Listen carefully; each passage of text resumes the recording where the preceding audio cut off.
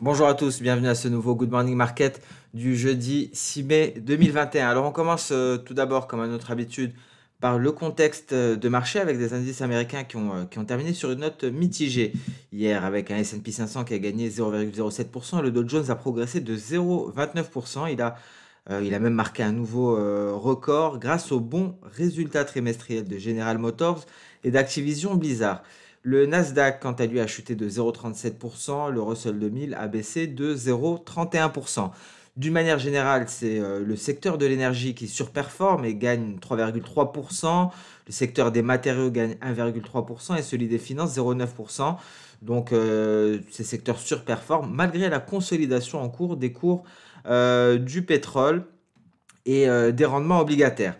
Alors Janet Yellen, de son côté, a déclaré hier qu'elle ne voyait pas de problème inflationniste pour le moment. Elle a également ajouté qu'elle n'essayait pas de prévoir la trajectoire des taux de la Réserve fédérale américaine et qu'elle croyait fermement en l'indépendance de la Fed. Rosengren de la Fed a quant à lui déclaré qu'il était trop tôt pour entamer des discussions sur la réduction de l'assouplissement quantitatif.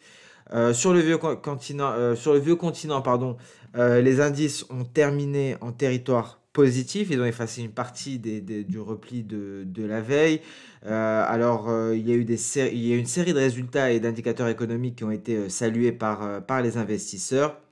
Alors on notera la société allemande de livraison et de gestion de chaînes d'approvisionnement Deutsche Post qui a relevé ses prévisions de bénéfices d'exploitation pour 2021.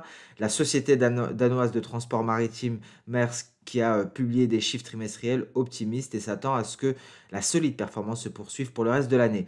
Stellantis, de son côté, a affiché de solides résultats trimestriels et le géant de la mode Hugo Boss a presque doublé ses ventes en Chine continentale au premier trimestre. Alors les résultats continueront hein, d'animer la séance européenne, notamment la Société Générale en net rebond, super aux attentes, grâce notamment à la croissance de ses revenus dans les activités de marché et la maîtrise de charges, mais également la diminution du coût du risque.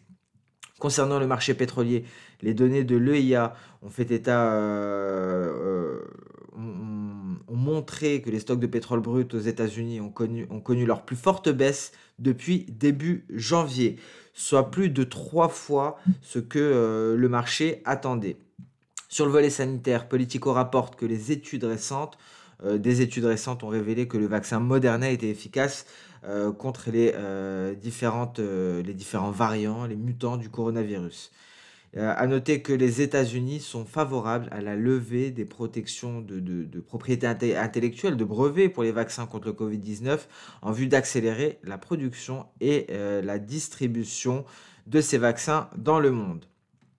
Et pour terminer, concernant les cryptos, la société de garde de crypto-monnaies NYDIG s'est associée au géant fintech Fidelity National Information Service pour permettre aux banques américaines d'offrir du Bitcoin en 2021.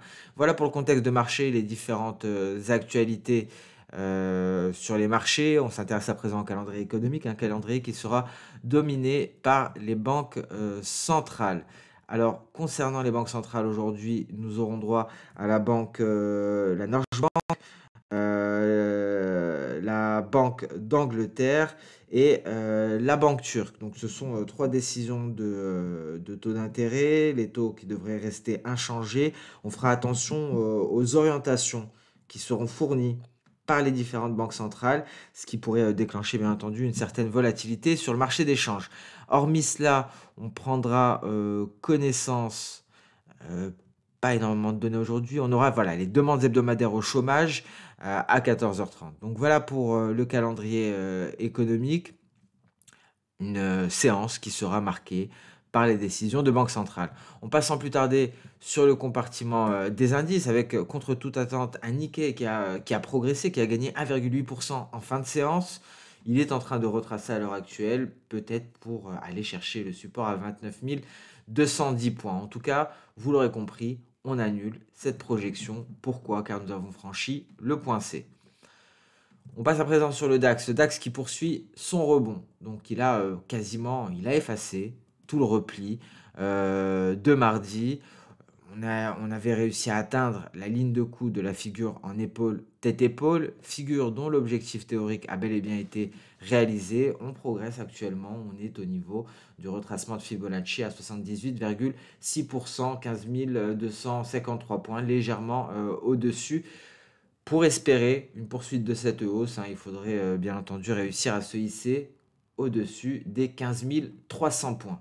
Si on réussit à se hisser au-dessus des 15 300 points, direction les 15 366, ce sera la prochaine résistance. Ensuite, la voie sera ouverte à une poursuite de la hausse en direction des 15 512.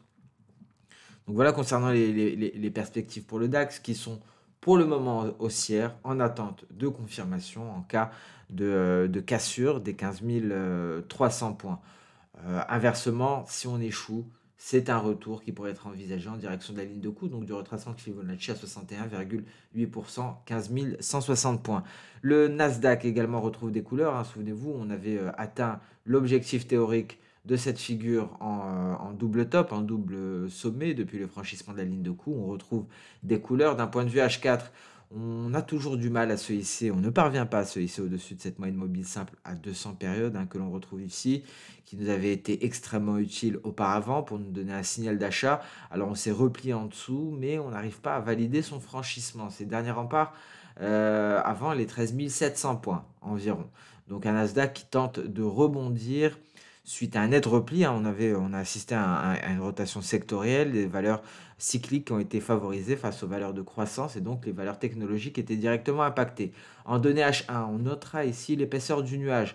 Donc d'un côté, nous avons la moyenne mobile simple à 200 périodes qui est une forte résistance en H4. En H1, de l'autre côté, nous avons ce nuage qui est relativement épais. Il faut réussir à aller au-dessus des 13 670 points d'un point de vue H1. Ça nous donnerait une certaine marge haussière, si je puis dire, pour éventuellement aller chercher les 13 800 points.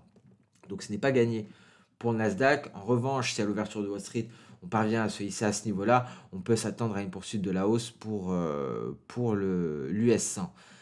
Le S&P 500, nette progression également en ce début de séance, hein. Ici, on le voit, cette belle sortie de nuage. On est face à une résistance à l'heure actuelle, mais la Chikou-Span a une certaine marge de manœuvre jusqu'aux 4180 points. Donc, on pourrait espérer, si on arrive à franchir cette résistance, une poursuite de la hausse au-dessus des 4180 pour le S&P 500 très rapidement ici, le S&P 500 en données H4 tout de même, car il faut noter que nous sommes à l'intérieur du nuage, mais même ici, la Chikou-Span a une certaine marge de manœuvre. Le Dow Jones qui a marqué un nouveau record historique face aux bons résultats d'entreprise. Donc, souvenez-vous, cette figure, ce triangle symétrique, on avait invalidé le franchissement de l'apex, le centre de symétrie de la figure. On repart de plus belle, on repart à la hausse, et c'est en données H1 que l'on va avoir le plus de détails ici. Comme on peut le voir, on pourrait aller chercher les 34 300 points. C'est la target pour le Dow Jones et donc en vue un nouveau record historique. On y est presque, hein, sur les records historiques de la veille. Donc on est bien parti pour en marquer de nouveau. Le Russell 2000 est contenu par son nuage en données H4. Pas de sortie par le bas. Vous voyez ici la Chikou-Span a refusé d'intégrer le nuage. On repart à la hausse. Et donc ici, statu quo. Rien à ajouter au niveau du Russell 2000. Le Bitcoin, malgré une tentative de rebond soutenue par le nuage, on ne parvient pas à se hisser au-dessus de cette résistance qui est le dernier rempart avant les derniers sommets de court terme aux alentours des 58 500 dollars environ. Donc bon, on est toujours dans ce range, hein, concernant le Bitcoin. On attend d'avoir un éventuel signal, qu'il soit haussier en cas de passage au-dessus des 58 500 ou baissier en cas de sortie par le bas du nuage et donc de passage plus largement sous les 51 500 dollars, 52 000 environ. Donc voilà pour le Bitcoin, pas grand-chose pour le moment. On attend, pas de signal en vue. Les matières premières à présent, le gold qui progresse, hein, cette semaine, on le voit ici, on sort du nuage, mais bon, ce n'est pas dit qu'on va parvenir à aller chercher ici les 1817 dollars l'once, car notre Chikou-Span pourra avoir un certain mal ici à réintégrer le nuage. Donc l'or a été assez volatile, hein, tout de même dernièrement. Il tente d'installer une petite hausse. Effectivement, c'est la Chikou intègre le nuage. Dans ce cas-là, on peut espérer une progression jusqu'au 1817 dollars l'once. Le support le plus proche est à 1775, c'est le haut de nuage. Et on le voit ici tout de même, nous avons un signal d'achat en donné H4 avec la Chikou qui s'est libérée. Elle s'était précédemment libérée, souvenez-vous, ici notamment, mais on faisait face à cette résistance et on a un peu plus loin les 1800 dollars l'once. Donc l'or, c'est plutôt mitigé pour le moment. Lorsque le silver est parvenu à repartir à la hausse, il est allé chercher à plusieurs reprises son nuage en données H4, on se hisse à nouveau au-dessus des 26,50 $. Alors il faut se hisser, s'installer au-dessus des 27 pour espérer aller chercher le retracement de Fibonacci à 78,6%. Alors pour les métaux précieux, pour le moment, ça semble compliqué, on n'a pas de réel signal. Le pétrole, lui, parvient à se redresser après un repli, ici un refus de franchir les 66,40, retour à la moyenne, retour à la Kijun, on se hisse petit à petit et donc il faut attendre, il faut réussir à s'installer au-dessus de cette résistance à 66,40 pour espérer aller chercher le seuil à 68 $. Alors nous avons largement abordé le pétrole hier lors de la vidéo matières premières et fondamentaux. D'un point de vue journalier, on le voit ici, on avait invalidé le franchissement des 78,6. On retente le coup à nouveau aujourd'hui avec une belle progression si on y arrive. Prochaine cible 71,40. Avant, souvenez-vous, on en a parlé hier, les 77 $ d'un point de vue long terme, c'est l'oblique haussière qui relie les différents sommets. Je vais essayer de la tracer très rapidement parce qu'on a des objectifs de long terme ici sur le pétrole, sur le Brent ou que ce soit sur le WTI. Et on a même certaines prévisions qui tablent pour un Brent à 80 $. Donc nous avons ici concrètement une résistance que l'on rencontrera aux alentours des 77 $. C'est cette oblique baissière qui relie les différents sommets et on a certaines prévisions qui tablent pour un retour à 80 $ concernant le Brent.